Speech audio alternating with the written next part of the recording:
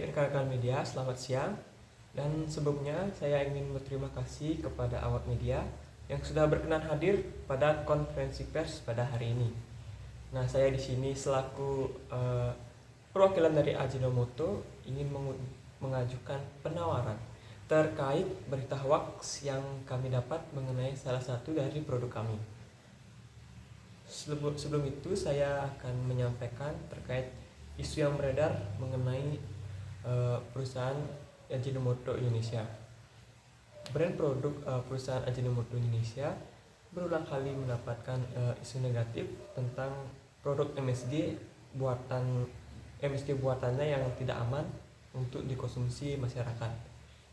Diawali pada tahun 2001, yaitu kasus yang ramai di pemberitaan media sosial, kandungan lemak babi pada vaksin bermerek Ajinomoto. Produk bumbu masak Ajinomoto yang dinyatakan tidak halal ditarik di pasaran sebanyak 3.000 ton dan perusahaan kami sangat mengalami kerugian besar senilai 30 miliar rupiah. Walaupun kasus ini tuntas dengan perusahaan Ajinomoto kembali mendapatkan sertifikat kehalalannya, namun isu ini masih sangat kuat terutama bagi kaum muslim untuk tetap meragukan produk dari kami yaitu Ajinomoto. Dengan kategori MSG milik dari perusahaan Ajinomoto Indonesia yang sering menjadi perbincangan yaitu vaksin Ajinomoto dan bumbu penyedap rasa masako yang merupakan bubuk MSG yang dilansir mampu merusakkan jaringan otak sehingga memicu kebodohan pada anak dan juga kanker dalam jangka waktu ke depan. Beberapa riset telah mendukung pernyataan tersebut bahwa MSG cukup mengerikan sebagai bahan dasar makanan yang bisa memberikan efek penyakit kronis. Sebagian besar masyarakat yang merasa khawatir memilih untuk menghentikan konsumsi MSG demi mencegah penyakit yang tidak diinginkan timbul. Opini masyarakat yang meyakini bahwa MSG berbahaya dikonsumsi dikarenakan memiliki dampak buruk bagi kesehatan dibuktikan pada salah satu laman berita Kompas Nasional yang mengulas yaitu para pedagang mie di Jakarta menggunakan tagline tanpa pengawet, tanpa penyedap atau MSG, tanpa pewarna, berbahan organik yang merupakan usaha kuliner yang memperhatikan isu kesehatan. Mengutip pendapat salah satu pemilik restoran mie hitam yaitu Tia Wongso yang diwawancarai oleh jurnalis Kompas pada 2008 Februari 2009. Isu tersebut merupakan dampak dari kasus di Cina yang sering dibicarakan sejak tahun 1968 bahwa konsumsi MSG bisa menimbulkan obesitas, alergi gangguan syaraf jika digunakan dalam dosis tinggi. Produk Ajinomoto adalah bumbu penyedap rasa atau MSG yang pertama kali hadir di seluruh belahan dunia, termasuk kasus yang ada di Cina. Sehingga perusahaan Ajinomoto Indonesia sebagai perusahaan yang produksinya dan penjualan utamanya ialah bumbu penyedap rasa umami atau gurih yang untuk dikenal juga sebagai MSG. Nah, hal ini menjadi permasalahan bagi perusahaan kami yaitu Ajinomoto mengingat kejadian tahun 2001 yang merugikan perusahaan sangat besar. Kali ini berita tersebut membawa produk-produk perusahaan Ajinomoto Indonesia seperti vaksin Ajinomoto dan juga Masako yang disinyalir mengandung babi, sedangkan produk Ajinomoto lainnya yang juga disertakan dalam pesanan tersebut yaitu tepung bumbu sajiku tidak mengandung babi. Kabar tersebut akan mempengaruhi trust atau kepercayaan masyarakat terhadap produk kami Ajinomoto yang sempat terkena isu serupa. Hal ini beresiko dari reputasi perusahaan sebagai produsen bumbu masak yang tidak mengutamakan kepentingan konsumen. Sebab di Indonesia mayoritas beragama muslim yang menghindari konsumsi bahan pangan yang mengandung babi karena mereka menganggap bahan itu haram. Namun tujuan sebenarnya saya di sini tujuan saya sebenarnya di sini selaku PR di perusahaan ini ingin mengklarifikasi terkait pesan hoax yang mencantumkan bahwa produk kami mengandung bahan tidak halal untuk dikonsumsi oleh masyarakat Indonesia, khususnya masyarakat mayoritas di Indonesia yang beragama Islam. Kami ingin memastikan bahwa pesan tersebut tidak benar alias hoax. Pihak Majelis Ulama Indonesia atau MUI telah menyatakan bahwa hal tersebut hoax dan tidak pernah mengirimkan pesan tersebut melalui aplikasi WhatsApp. Badan Pengawas Obat dan Makanan juga sudah menyatakan bahwa produk kami sudah dicek dan masih terregistrasi sebagai produk halal berdasarkan data Lembaga Pengkajian Pangan, Obat-obatan dan juga kosmetika. Di sini kami pun ingin memastikan bahwa semua produk yang kami keluarkan adalah produk yang aman dan halal. Halal karena tidak mengandung bahan-bahan seperti babi, dan aman dalam artian tidak berbahaya jika dikonsumsi oleh masyarakat. Karena bagi kami, keamanan dan keselamatan konsumen merupakan prioritas utama kami. Kami pun ingin menyatakan bahwa untuk kedepannya, pihak kami akan bertindak lebih tegas dan memberikan sanksi kepada siapapun yang menyebarkan pesan ataupun berita hoax yang tidak beralasan mengenai produk kami. Dan demi kenyamanan konsumen, bila ada keluhan atau pertanyaan ataupun informasi yang diperlukan mengenai produk kami yaitu Ajinomoto, bisa menghubungi layanan konsumen kami yang tersedia.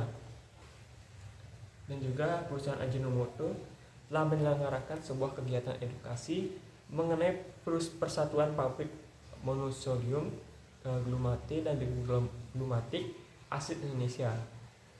Kegiatan tersebut disampaikan dalam news series PR Ajinomoto dalam website resmi ajinomoto.co.id pada 2019. Inti dari kegiatan tersebut merupakan wujud bantahan dari perusahaan Ajinomoto kepada para media yang mempublikasikan isu MSG secara tidak berimbang soal dampak buruk yang akan dirasakan tubuh manusia bila menggunakan MSG dalam masakan sehari-hari. Acara tersebut dihadiri oleh berbagai media, dan for information, brand Ajinomoto juga sempat memiliki prestasi sebagai top brand di bidang bumbu penyedap rasa, mengungguli dua merek kompetitornya di Indonesia. Hal ini merupakan capaian Ajinomoto yang bangkit dari kasus yang pernah mengganggu reputasi perusahaan. Baik. Ajinomoto itu pertama kali berawal dari penemuan seorang ilmuwan, Dr. Kikunai Ikeda.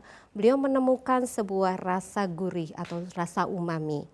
Beliau melihat bahwa dari sebuah kaldu yang terbuat dari sebuah rumput laut ternyata banyak mengandung sejenis asam amino yaitu asam glutamat. Disinilah dari timbulnya rasa umami tersebut.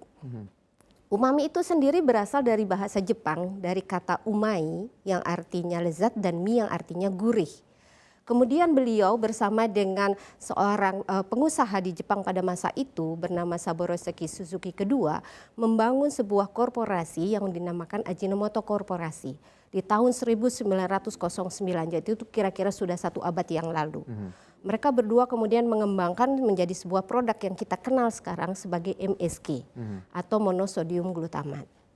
Kemudian mereka berkomitmen berdua menyebarkan informasi ini dan memberikan informasi bahwa umami itu adalah rasa dasar yang kelima. Selain mungkin kita kenal ada 4 rasa dasar, asam, asin, manis, dan juga pahit. Maka umami ini adalah rasa dasar yang kelima. Nah, kemudian mereka terus berkomitmen mempelopori banyak sekali penelitian yang berfokus kepada asam amino dan berkontribusi kepada banyak industri agar mereka bisa membantu masyarakat untuk bisa menyajikan masakan lezat di rumah. Kira-kira seperti itu. Sudah lama sekali ya Bu ya berarti? Sudah 1 abad lebih. 1 abad berdirinya kalau kita lihat secara history. Tapi kalau masuknya ke Indonesia atau hadirnya Ajinomoto di Indonesia seperti apa sih Bu? Oh ya. Jadi pertama kali Ajinomoto itu diperkenalkan di Indonesia itu tahun 1969.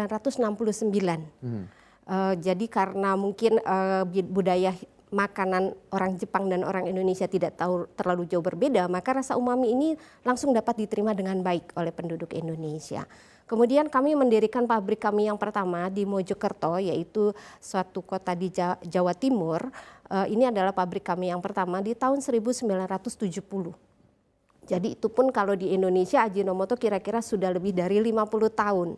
Jadi kami sudah memiliki beberapa pabrik yang ada di Pulau Jawa dan juga banyak sekali perwakilan sales kami di seluruh Indonesia. Nah, kami berkomitmen terus dengan memberikan inovasi-inovasi memadukan antara teknologi global yang berfokus kepada asam amino dan juga memadukannya dengan kebutuhan dan budaya makanan di lokal Indonesia sehingga kami bisa memproduksi banyak produk-produk berkualitas saat ini. Yang mungkin ibu-ibu sudah banyak kenal, yaitu ada kita punya Masako, Sajiku, Saori, dan masih banyak lagi produk-produk kami. Termasuk Mayumi juga Bu ya? Mayumi betul sekali. Mas Gibran mungkin pernah pakai Mayumi ya? Selalu dong Bu pakai Mayumi. Itu sangat enak sekali, gurih sekali rasanya. Iya betul. Ya, apalagi dengan berbagai macam masakan. Nah, berbicara soal Ajinomoto juga Bu, seperti apa sih Ajinomoto saat ini dan juga ke depannya? Baik, Ajinomoto Group berkomitmen bahwa kami ingin menjadi sebuah perusahaan yang bisa memberikan solusi terhadap permasalahan-permasalahan yang berkaitan dengan makanan dan juga kesehatan. Komitmen kami ini ingin kami capai dengan melalui pencapaian 2 goal besar. Yang pertama adalah bahwa kami ingin bisa meningkatkan usia harapan hidup sehat dari 1 miliar orang-orang di seluruh dunia. Kemudian yang kedua adalah bahwa kita juga ingin bisa menekan dan mengurangi 50% dari dampak lingkungan. Dan kedua goal ini kami ingin capai sampai dengan tahun 2030. Gitu Mas. Dan sejalan dengan slogan kami yaitu Eat Well, Live Well, kami juga ingin bisa membantu banyak orang untuk mengatasi masalah-masalah terkait dengan dietary habit, yaitu kebiasaan makan sehari-hari, dan juga masalah-masalah mengenai aging atau penuaan. Iya, kalau kita lihat juga Ajinomoto saat ini beroperasi di 29 negara Bu ya? Iya betul, di 29 di Amerika negara. Utara, Amerika Latin, Asia Pasifik, Eropa, Timur Tengah, dan juga Afrika, termasuk juga di Indonesia. Betul sekali. Berbicara soal slogan yang diusung oleh Ajinomoto, Eat Well, Live Well. Apa sih sebenarnya Bu yang menjadi makna yang bisa kita maknai dari slogan ini? Slogan Eat Well, Live Well ini kalau secara harfiah dari makna kata, Eat Well itu artinya adalah makanan yang baik. Live well itu adalah hidup yang baik. Sehingga dari sini Ajinomoto ingin terus bisa berkontribusi melalui inovasi-inovasi produknya bahwa kita ingin membantu banyak orang untuk mengatasi masalah-masalah terkait dengan dietary habit atau kebiasaan makan sehari-hari dan juga masalah-masalah terkait dengan penuaan ataupun aging. Jadi penerapan ini harapannya ke depan bahwa semua orang bisa mendapatkan makanan yang baik sehingga kehidupan mereka menjadi lebih baik. Kira-kira seperti itu maknanya Mas. Iya, itu makna yang bisa kita ambil begitu ya dari makna atau slogan yang dipegang oleh Ajinomoto. Nah, melihat bahwa saya bisa katakan juga Ajinomoto ini menjadi top of mind dari produk di Indonesia. Khususnya kalau kita lihat menjadi pemimpin pasar untuk produk umami atau penyedap masakan. Nah, apa langkah yang dilakukan Ajinomoto untuk tentunya tetap bisa mempertahankan posisi sebagai pemimpin pasar di Indonesia? Baik, kalau untuk menjadi sebuah pemimpin pasar, kita pertama kali pasti harus tahu dulu bagaimana konsumen kita, apa yang diinginkan konsumen. Di Indonesia saat ini konsumen kita itu sudah banyak sekali, bukan kalau terkait makanan, mereka itu bukan hanya menginginkan makanan yang lezat, tetapi juga makanan yang bisa membawa kesehatan. Seperti itu, dan juga mereka juga sudah mulai concern terhadap lingkungan hidup. Jadi di sini Ajinomoto ingin hadir di dalam tengah-tengah masyarakat sebagai salah satu bagian daripada masyarakat Indonesia. Kami punya prinsip dasar dan juga nilai-nilai yang kami pegang pada saat kami melakukan segala jenis kegiatan bisnis kami. Pada saat kami melakukan kegiatan, bukan hanya memberikan dampak ekonomi, tetapi juga harus bisa memberikan dampak untuk menyelesaikan masalah-masalah sosial. Jadi ini yang kami kenal sebagai nama Ajinomoto Share Value atau mungkin kalau disingkat sebagai ASV. Lalu masalah-masalah apa sebenarnya yang dihadapi oleh masyarakat Indonesia saat ini terkait dengan dampak sosial? Ada 3 pilar yang kami tekankan di sini dalam kegiatan ASV kami. Yang pertama itu adalah mengenai health and well-being atau kesehatan dan juga kesejahteraan. Yang kedua adalah mengenai food resource atau ini adalah sumber daya pangan. Dan yang ketiga adalah mengenai global sustainability atau keberlanjutan secara global. Jadi kami yakin kalau kami bisa memberikan apa yang diinginkan oleh masyarakat Indonesia dan bisa membantu mereka menyelesaikan masalah-masalah yang saat ini mereka hadapi, insya Allah kami bisa bertahan dan memimpin di pasar ini. Iya, dengan apa yang berbagai upaya yang dilakukan Ajinomoto berkontribusi terhadap Indonesia bisa tetap terus menjadi pemimpin pasar dan tentunya menjadi top of mind tentunya di masyarakat Indonesia. Nah, melihat 2022 juga Bu, kalau kita lihat Ajinomoto ini berkomitmen untuk meningkatkan harapan hidup sehat. Langkah konkret apa yang akan diambil? Nah, untuk meningkatkan harapan hidup masyarakat, jadi kalau kita tahu bahwa saat ini di Indonesia itu ada masalah gizi ataupun masalah nutrisi yang kita kenal sebagai triple burden malnutrition. Jadi triple burden malnutrition itu terdiri dari yang pertama itu adalah undernutrition atau mungkin salah satu contohnya adalah stunting. Yang kedua adalah over malnutrition atau salah satu contohnya adalah obesity. Dan yang ketiga adalah hidden hunger, yaitu mengenai micronutrients dan defisiensi. Jadi kami ingin bisa membantu mensolusikan masalah-masalah ini. Langkah konkret apa yang kami lakukan sejauh ini mungkin ada beberapa hal. Yang pertama pastinya melalui penciptaan produk-produk kami. Harapan kami dengan melalui produk-produk kami seperti Ajinomoto, Masako, Sajiku, Sauri, dan Mayumi, kami bisa membantu para ibu dalam kesehariannya untuk menyediakan masakan-masakan yang bukan hanya lezat, bergizi, sehingga bisa menjadi asupan gizi itu lebih bisa diterima oleh keluarga mereka. Itu yang pertama. Kemudian yang kedua, kami juga memiliki kegiatan yang namanya webinar-webinar yang kami lakukan berfokus kepada masalah-masalah gizi dan juga kesehatan dan juga pemanfaatan MSG. Webinar ini kami selenggarakan bekerjasama dengan banyak ekspertis seperti misalnya ahli gizi atau nutritionist, kemudian kami juga bekerja sama dengan dokter dan beberapa institusi di Indonesia. Nah itu dia, sekian dari saya. Apakah dari pihak-pihak media ada yang ditanyakan? Dipersilakan. Baik, sebelumnya perkenalkan saya Adi dari Media Indosiar, ingin bertanya mengenai bagaimana cara dari pihak perusahaan Ajinomoto mengembalikan kepercayaan dari masyarakat khususnya umat beragama muslim agar tidak ragu lagi mengkonsumsi produk-produk dari Ajinomoto. Mungkin bisa diberikan tanggapannya dari saudara selaku perwakilan dari PT yang bersangkutan. Baik, terima kasih atas pertanyaannya. Di sini saya akan menjawab pertanyaan tersebut.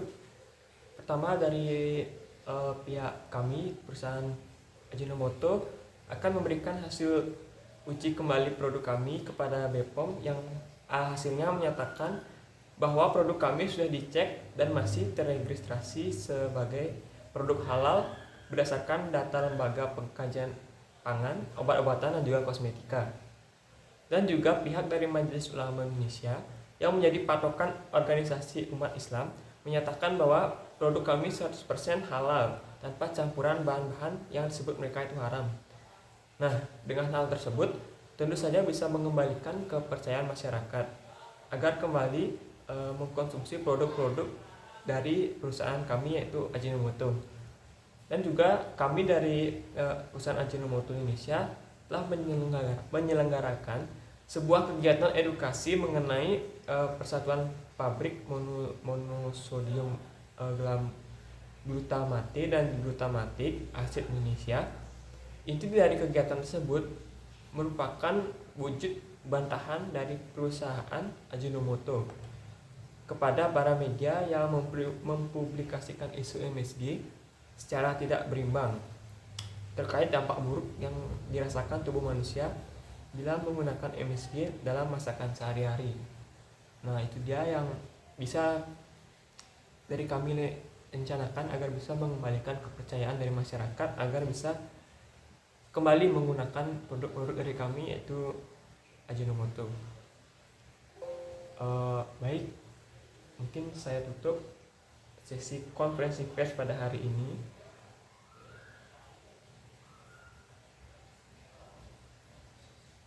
Akhir kata, saya ucapkan terima kasih atas perhatian dan pengertian dari awak media yang sudah hadir, serta masyarakat sekalian. Mohon maaf bila ada kata-kata kami yang kurang berkenan. Sekian, saya pamit undur diri. Terima kasih. Cina.